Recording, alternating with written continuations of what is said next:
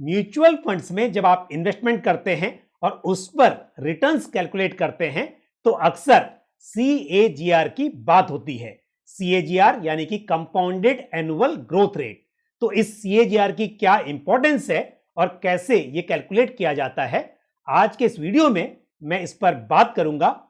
नमस्कार, स्वागत है आपका मेरे YouTube चैनल पर। मैं हूं Pankaj Matpal, certified financial planner. Compounding interest या कंपाउंडेड ग्रोथ का मतलब यह होता है कि आपने जो प्रिंसिपल अमाउंट इन्वेस्ट किया हुआ है उसके ऊपर जो रिटर्न्स मिलते हैं वही रिटर्न्स आपके रिटर्न्स के ऊपर भी आपको मिलते हैं। यानी कि यदि आपने पहले साल में 1,00,000 रुपया इन्वेस्ट किया और उसके ऊपर मान लीजिए 8% का रिटर्न मिला, तो अगले साल वो अमाउंट 1,08,000 बन जाएगा। और उसके अगले साल अब क्योंकि सेम 8% की ग्रोथ आपको यदि प्रिंसिपल अमाउंट पर मिल रही है तो वही ग्रोथ आपके रिटर्न्स पर भी एप्लीकेबल होगी। यानी कि पूरे 1,08,000 पर आपको 8% के हिसाब से रिटर्न मिलेगा। लेकिन ऐसा फिक्स्ड डिपॉजिट या PPF या इस तरह के इंस्ट्रूमेंट्स जहां पर एक फिक्स्ड इंटरेस्ट रेट मिलता है वहां पर संभव है।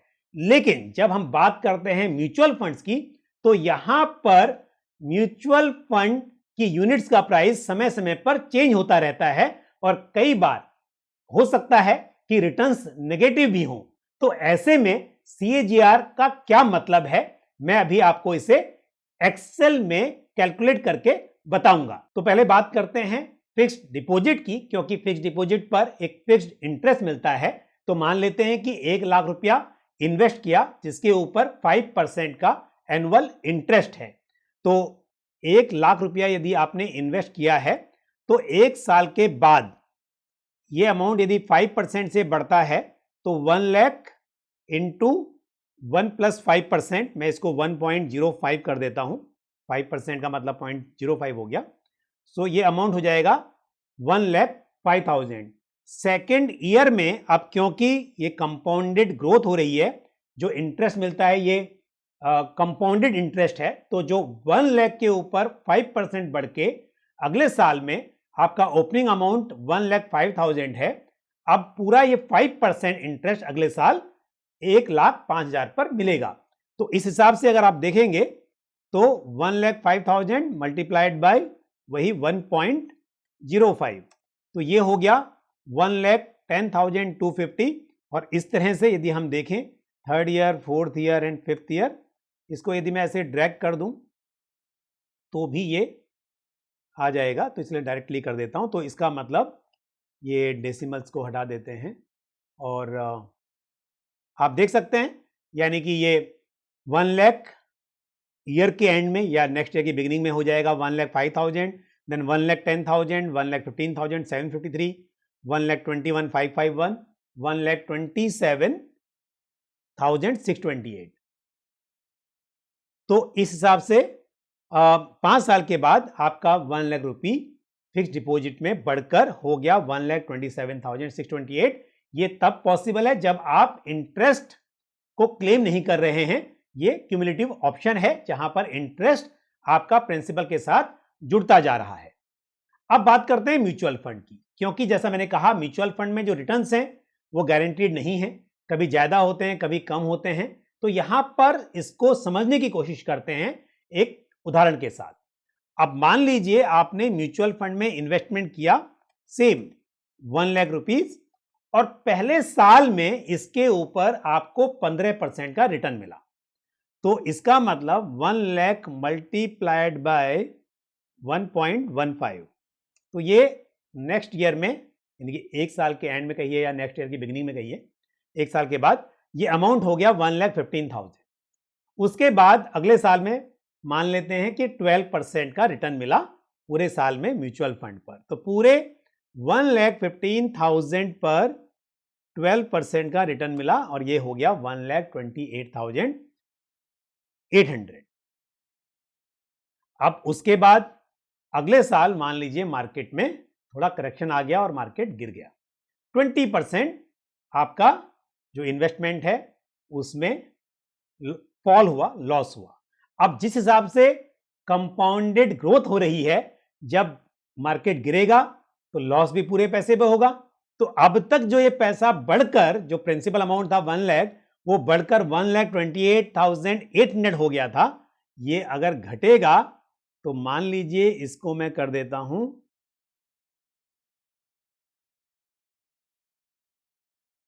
ये 1 प्लस की जगह 1 माइनस कर देते हैं, पॉइंट मैंने बोला 20%, तो 0.20 कर देते हैं इंटू 1.20 और देखते हैं ये अमाउंट कितना होता है। तो ये अमाउंट घटकर हो गया 1,03,040 रुपीज, क्योंकि अब जब मार्केट गिरा तो आपका टोटल जो भी पैसा इकट्ठा हुआ था अब तक, उसमें आपको नुकसान होगा। बट अगले साल फिर हमने देखा कि मार्केट में अच्छी ग्रोथ आई और यहां पर मार्केट 30% से ग्रो हो गया।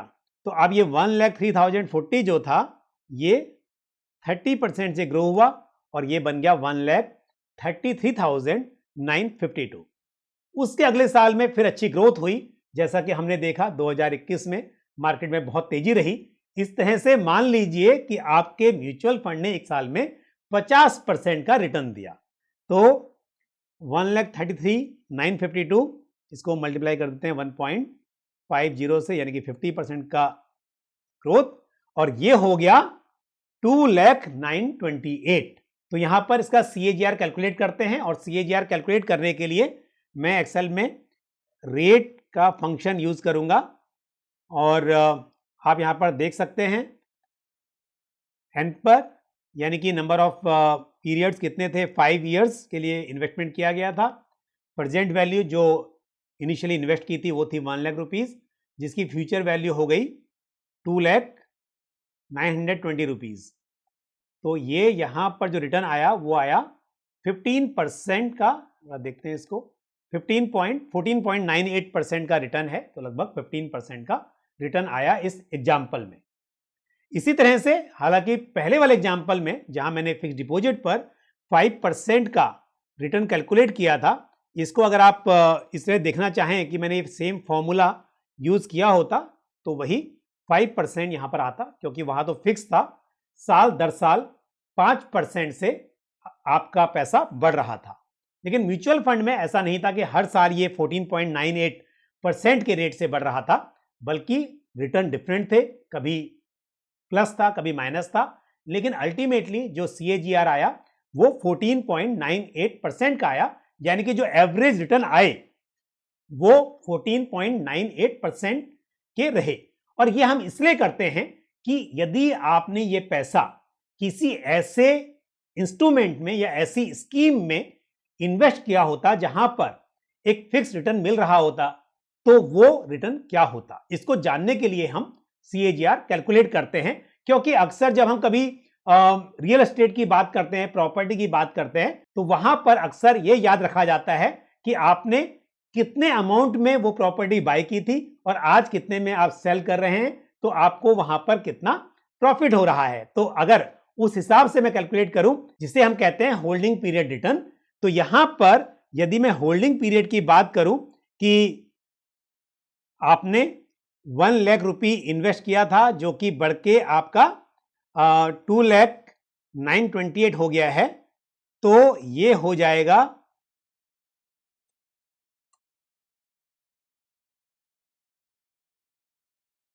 101%, क्योंकि 1 लाख रुपीज बढ़कर डबल से भी ज्यादा हो गए हैं। तो ये बेसिकली 101% का आपका यहां पर प्रॉफिट हुआ है। लेकिन हम यहां पर HPR या होल्डिंग पीरियड रिटर्न्स की बात नहीं करते हैं, बल्कि हम CAGR की बात करते हैं कि यदि आपने म्यूचुअल फंड में इन्वेस्टमेंट किया है, तो इसे यदि मैं FD की तर्ज पर समझना चाहूं, जिस तरह से म्यूचुअल फंड में CAGR 14.98% का रहा इस एग्जाम्पल में, जबकि कभी कम कभी ज्यादा था, बट जब हमने कैलकुलेट किया तो हमने ये पाया कि यदि ये 14.98% के कंपाउंडेड रेट से बढ़ रहा होता तो हमें अल्टीमेटली इतना पैसा मिल पाता जब आखिर में हम रिडीम कर रहे होते।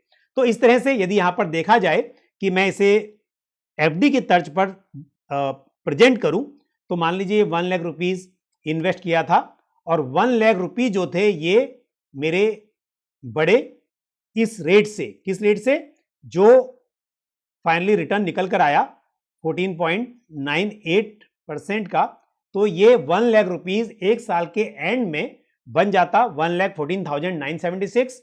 उसके नेक्स्ट ईयर में मैं इसको लॉक कर देता हूं यहां पर L9 को, और इसको अगर ड्रैग करेंगे तो यानी कि ये 1,14,976 नेक्स्ट ईयर में हो जाता 1,32,195। उसके नेक्स्ट ईयर में बनता 1,51,993। उसके बाद नेक्स्ट ईयर में होता 1,74,756 और उसके बाद ये सेम रेट से ग्रो होके हो जाता 2,09,28। लेकिन क्योंकि ये म्यूचुअल फंड है, यहां पर रिटर्न्स इस हिसाब से नहीं चलते हैं कि हर साल सेम रिटर्न्स पर आपका पैसा बढ़ेगा, सेम रेट पर आपका पैसा बढ़ेगा। तो यहां पर हम सिर्फ ये पता करते हैं एंड में कि यदि ऐसा हुआ होता तो इसका CAGR क्या होता।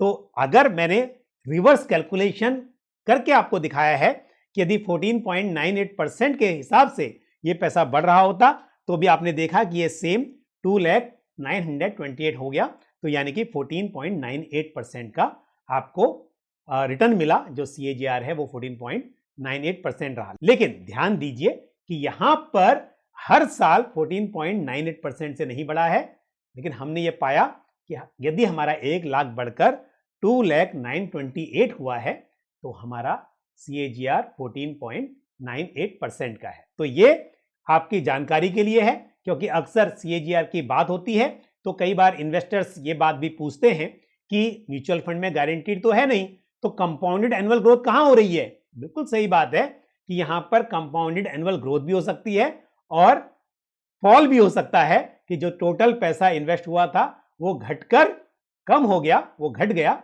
लेकिन आखिर में जब आपने रिडीम किया तो आपको ये देखना है कि आपका पैसा एवरेज किस रेट से बढ़ा है। तो मुझे उम्मीद है ये जानकारी आपको पसंद आई होगी, तो वीडियो को लाइक करें और साथ ही यदि बहुत पसंद आई है तो शेयर भी कर दें। और आपका कोई सवाल या सुझाव हो तो कमेंट बॉक्स में उसे पोस्ट करें। और यदि आपने हमारा YouTube चैनल अभी तक सब्सक्राइब नहीं किया है तो चैनल को सब्सक्राइब करें और साथ ही बेल आइकन को भी प्रेस करें। इसी तरह की महत्वपूर्ण जानकारी के साथ अगले वीडियो में आपसे फिर मुलाकात होगी। अपना ख्याल रखिए। Thank you. जय Hind. Mutual fund investments are subject to market risks. Read all scheme related documents carefully.